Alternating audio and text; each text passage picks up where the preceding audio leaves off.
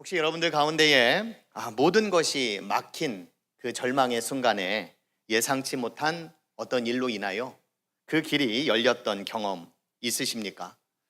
아무리 생각해도 답이 없을 것 같고 또 해결의 기미가 보이지 않는 순간에 누군가가 건넨 말 한마디가 마음을 열어주기도 하고 또 예상치 못한 만남이 인생의 방향을 바꿔놓는 경험 혹시 해보신 적 있으십니까? 오늘 본문은 모든 것이 끝나 보이는 그런 순간에 하나님께서 어떻게 길을 열어주셨는지를 다윗의 삶을 통해서 보여주는 대목입니다. 사울이 죽인 자는 천천히요 다윗은 만만이라 라고 하는 노래가 울려 퍼진 이후로 다윗은 사울을 피해 도망자의 신세가 되고 말았습니다. 라마 나요스로부터 시작해서 제사장들이 살고 있던 놉 땅, 그리고 블레셋 땅이었던 가드로 갔습니다. 거기서 다윗은 미친 척하며 생존을 이어가야만 했습니다. 아둘람 동굴에서는 다윗과 같은 신세를 가진 사람들이 굉장히 많이 모여 있었습니다. 그리고 모압과 헤레스풀과 그일라를 거쳐서 오늘 본문에 나오는 십광야라고 하는 곳에 수풀에 이르렀습니다. 도망자 생활이 언제 끝날지 아직은 모릅니다. 물론 우리는 성경을 또 계속 읽어나가기 때문에 다윗은 모르지만 우리는 알고 있습니다. 아마 사울이 죽으면 끝날려나 생각을 했을 겁니다. 그런데 다윗은 사울을 죽일 수 있는 기회가 있었음에도 불구하고 그렇게 하지 않았습니다. 다윗이 도망을 즐긴 것은 결코 아니었습니다. 도망 중에도 다윗은 하나님을 인정하는 삶이었고 그리고 하나님의 때와 뜻을 기다리는 삶이었다 라고 말할 수가 있습니다.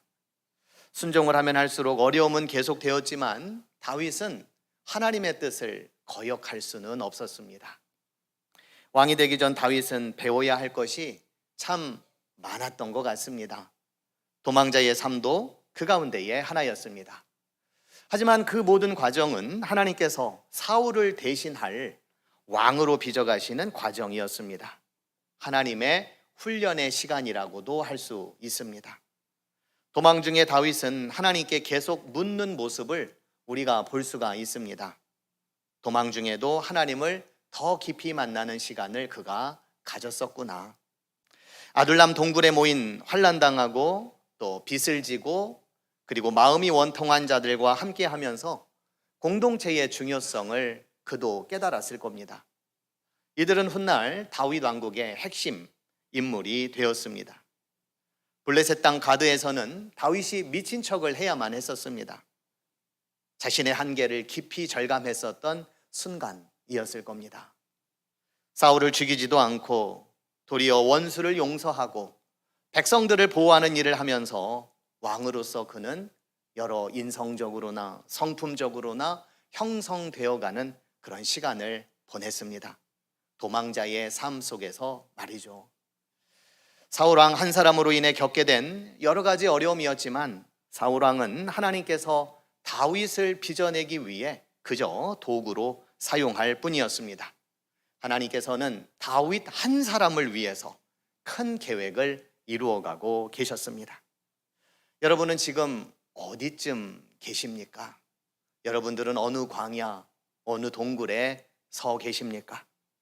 그 시간이 어떻게 느껴지시든 하나님의 훈련이요, 연단이요, 기다림이며 보호의 시간으로 삼을 수 있기를 축원드립니다. 인간의 한계를 경험하고 그리고 하나님을 더욱더 의지하는 순종의 길로 나아가는 그러한 여정이 될 수 있기를 또한 간절히 축원드립니다. 오늘 본문 15절에 보면 다윗이 어떤 상황 가운데에 놓여 있는지를 우리가 잘 알 수가 있습니다. 본문에 보면 다윗이 사울이 자기의 생명을 빼앗으려고 나온 것을 보았으므로 그가 십광야 수풀에 있었다라고 말하고 있습니다. 다윗은 지금 생명의 위태로움을 경험하고 있는 순간입니다. 그런데다가 성경은 사울이 자기의 생명을 빼앗으려고 나온 것을 보았다라고 설명을 하고 있습니다. 여기서 보았다라고 하는 것은 단순히 눈으로 보고 또 그 사실을 알아챘다라고 하는 차원이 아니라 그 상황으로 인해서 몹시도 두려워하고 있는 그러한 모습을 말하고 있습니다. 다윗은 두려워하고 있었고 그 두려움으로 인하여 굉장히 힘들어하고 있었습니다. 한 사람이 쫓는 것도 아니고 한 나라가 한 사람을 쫓는다고 한번 상상을 해 보십시오. 얼마나 겁나고 또 얼마나 두려운 일이었겠습니까? 더더군다나 오늘 본문 19절에 보면은 10이라고 하는 곳에 있는 사람이 다윗이 어디에 있는지 위치를 알려주는 그런 장면을 우리가 볼 수가 있습니다. 이 사람들은 다윗과 함께 유다 지파에 속한 사람들이었습니다. 이들은 옛적 여호수아 시대에 10지역이라고 하는 곳을 분배받았던 그런 사람들이었습니다. 그런데 같은 지파 사람이라고 할 수 있는 그들이 다윗이 어디에 숨어 있는지를 사울 왕에게 고자질을 하고 있는 모습입니다. 배신도 그런 배신이 없습니다. 그런데 왜 그들은 배신을 하고 있는 걸까요? 실세가 누구인지 알기 때문입니다. 힘이 있는 자가 누구인지 잘 알기 때문입니다. 다윗이 어떤 신세인지 또 잘 알고 있기 때문에 그렇습니다. 그의 미래가 어떻게 될 것인지 뻔해 보이기 때문에 그랬습니다.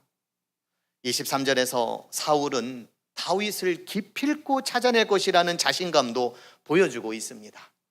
여러 정황으로 볼 때에 다윗은 그동안에도 여러 어려움들을 겪었지만 아마 최고의 고비의 순간에 지금 봉착해 있습니다. 그런데 이 순간에 다윗은 두 가지의 사건을 경험합니다. 하나는 요나단과의 만남이고 또 하나는 하나님의 드라마틱한 개입입니다. 요나단은 십광야 수풀에 있는 다윗을 찾아갔습니다. 찾아간 목적에 대해서 16절은 이렇게 말을 하죠. 하나님을 힘있게 의지하게 하기 위함이다 라고요. 친구도 이런 친구가 어디에 있겠습니까? 절망적인 순간에 누군가가 건네준 그 말 한마디로 우리는 힘이 되고 또 우리는 용기가 되는데 다윗에게 있어서 요나단은 그런 사람이었습니다. 특별히 다윗은 사울을 피해 도망을 해야 하는 그런 고통스러운 그런 상황 속에서 언제 이 고통이 끝날 건가라고 하는 그런 두려움 가운데에 놓여 있었을 때에 그 끝을 알려준 사람이 또한 요나단이었습니다. 오늘 본문 16절과 17절에 보면은 요나단이 뭐라고 얘기를 하냐면 두려워하지 말라. 내 아버지 사울의 손이 내게 미치지 못할 것이요 너는 이스라엘의 왕이 되고 나는 내 다음이 될 것을 내 아버지 사울도 안다라고 말을 하고 있습니다. 끝을 알 수 없는 인생에게, 그래서 더 두렵고 막막한 인생에게 지금 요나단은 결말을 알려주고 있는 겁니다. 그 결말을 믿는다면, 그 결말을 받아들인다면 두려울 것이 하나도 없습니다. 믿고 의지하며 용기 있게 나아가면 되는 것입니다. 요나단의 말은 한마디로 복음이었습니다.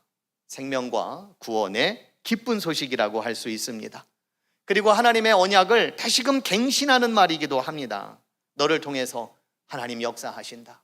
너에게 말씀하신 것처럼 하나님 너를 통하여 왕국을 세워나갈 것이고 이스라엘을 크게 세워나갈 것이다. 다윗의 상황은 비록 비참했지만 그래서 그 믿음도 그 마음도 점차적으로 줄어들었지만 요나단을 통해서 그는 하나님께로부터 큰 선물을 받은 그런 다윗이었습니다. 어쩌면 요나단은 하나님께서 힘들어하는 다윗에게 보내준 좋은 선물이었습니다.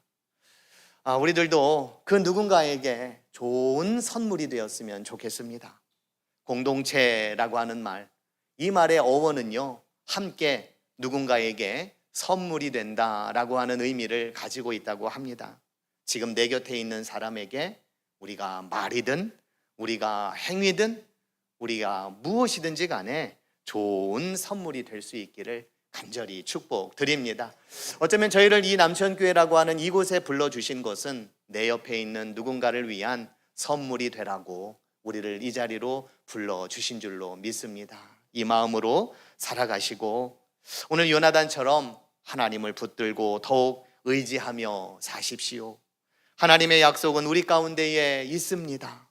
예수 그리스도를 통해 이미 성취되었습니다. 비록 요나단은 예수 그리스도를 모르지만 하나님의 언약의 말씀이 당신을 통하여 성취되었음을 믿습니다 라고 하는 그러한 격려와 그러한 위로, 특별히 하나님의 말씀에 입각해서 누군가에게 위로와 또 힘과 격려를 줄 수 있는 선물과 같은 저와 여러분들이 되기를 간절히 축원드립니다. 사울도 다윗이 이스라엘의 왕이 될 것이라는 거 알고 있었습니다. 요나단이 말하기를요, 내 아버지도 그것을 안다라고 얘기를 했습니다. 아는데 인정하지 않는 겁니다. 아는데 인정하고 싶지가 않은 겁니다. 이것은 하나님의 뜻조차도 애써서 부인하려고 하는 일종의 자기 기만이다라고 말할 수 있습니다.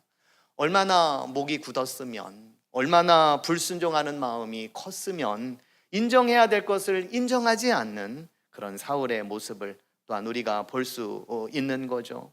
그렇다고 보면 분별하고 또 인정하고 또 뜻을 세워줄 수 있는 그런 사람이 되는 것, 하나님께서 분명히 원하는 삶이고 또 사람인 줄로 믿습니다. 두 번째로 절체절명의 순간에 다윗이 경험한 또 하나는요, 하나님의 드라마틱한 개입이었습니다. 요나단으로부터 위로와 격려의 말을 들었지만 다윗의 상황은 점점 더 나빠져 가고 있습니다.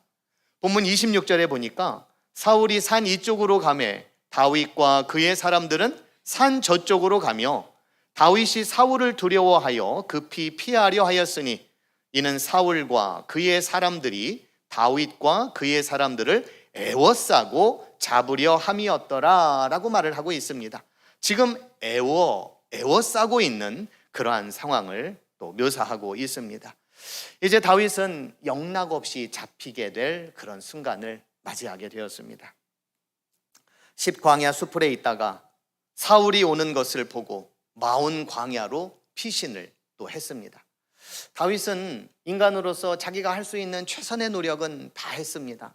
숨고 또 숨고 최선을 다해서 숨고 결국에는 마온이라고 하는 곳에 바위산에게까지 숨었습니다. 그곳은 은신하기에 좋은 곳이었다고 합니다. 그러나 사울은 거기까지 왔습니다. 이쪽 저쪽을 오가며 피했지만 결국에는 에워싸움을 당하고 말았습니다. 이제 더 이상 마땅한 방법이 없습니다. 다윗의 도망은 여기가 끝인가 보다 싶은 순간입니다. 그런데 인간의 끝은 하나님의 시작이다 라고 하는 말이 있는 것처럼 한 익명의 전령이 사울에게 급히 다가와 이런 말을 하는 겁니다.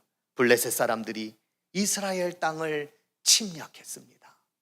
블레셋 사람들이 이스라엘 땅을 침략했습니다. 이제 전세는 역전이 되었습니다. 이제는 사울이 이러지도 저러지도 못하는 상황이 되어버리고 말았습니다. 다윗을 잡자니 나라를 빼앗기게 생겼고 나라를 구하자니 다 잡은 다윗을 놓치고 이것은 하나님의 묘수입니다. 하나님의 비책입니다. 하나님의 일하심입니다. 하나님께서는 우리가 생각하지 못하는 방식으로 일을 하십니다. 더 이상 방법이 없음을 알고 좌절하고 있을 때에 하나님께서는 도리어 블레셋 사람을 이용해서 그가 하고자 하는 일을 시작하셨습니다. 하나님께서 늦장을 부리시는 것이 아니라 인간의 방법이 끝나야 하나님의 방법이 시작되는 것입니다. 본문 28절은 말하기를 이에 사울이 다윗 뒤쫓기를 그치고 돌아와 블레셋 사람들을 치러 갔으므로 그곳을 셀마 하마느곳이라고 칭하니라 라고 말씀하고 있습니다. 셀마 하마느곳, 성경에 이런 단어도 있었나 싶을 정도의 익숙하지 않은 단어입니다. 셀마 하마느곳. 이 말의 뜻은 분리하는 바위라고 하는 의미입니다. 분리하는 바위, 길이 갈라진 곳이고 또 운명이 갈린 장소를 의미합니다. 다윗에게 있어서는 절망에서 소망으로, 끝에서 시작으로 갈린 곳입니다. 하나님께서 다윗에게 막다른 길에서 새로운 길로 내어주신 그 장소입니다. 전혀 예상치 못한 상황이 우리 가운데에 놓일 때가 있습니다. 그러나 하나님께서는 세상에 맞서서 전혀 예상치 못한 방법으로 일하시는 분이십니다. 홍해를 가르신 것처럼, 요단강을 가르신 것처럼, 그리고 다윗을 사울의 손아귀에서 블레셋이라고 하는 전혀 뜻밖의 도구를 통하여서 하나님의 손으로 이끄신 것처럼 하나님께서는 저와 여러분들의 인생도 이렇게 이끌어 가시는 분이십니다. 지금 여러분들의 삶이 사방으로 우겨쌈을 당하고 있다고 생각하십니까? 더할 나위 없는 능력으로 우리를 죽음 가운데에서 생명으로 인도하시는 하나님의 손을 의지하시는 여러분들이 되기를 축복드립니다. 죽음에서 생명으로, 절망에서 소망으로, 사망에서 부활로 우리를 새롭게 분리시켜 주시고 새로운 길로 열어가 주시는 하나님의 은총에 힘입어 살아가는 여러분들이 되기를 축원드립니다. 고린도전서 10장 13절에서 사도 바울은 이렇게 말하였습니다. 사람이 감당할 시험 밖에는 너희에게 당한 것이 없나니 오직 하나님은 미쁘사 너희가 감당하지 못할 시험 당함을 허락지 아니하시고 시험 당할 즈음에 또한 피할 길을 내사 너희로 능히 감당하게 하신다고 말씀하셨습니다. 우리로 감당하게 하시는 하나님의 능력을 의지하되, 오늘 우리가 15절 말씀부터 읽었습니다만 14절의 말씀을 우리가 함께 읽고 우리가 말씀을 마치려고 합니다. 14절에는 이런 말씀이 있는데요, 우리가 한 목소리로 함께 읽도록 하겠습니다. 시작. 다윗이 광야의 요새에도 있었고 또 십광야 산골에도 머물렀으며 사울이 매일 찾되 하나님이 그를 그의 손에 넘기지 아니하시니라. 이유가 여기에 있었습니다. 하나님이 다윗을 사울의 손에 넘기지 아니하신 겁니다. 우리를 붙들어 주시고 우리를 붙잡아 주셔서 세상에 넘기지 않으시고 죽음에 넘기지 않으시고 사망에 넘기지 않으시고 생명의 소망의 길로 저와 여러분들을 이끌어 가실 줄로 믿습니다. 이 믿음을 가지고 살아가는 우리 남천교회 모든 성도들이 되시기를 주님의 이름으로 축원드립니다. 아멘. 이 시간에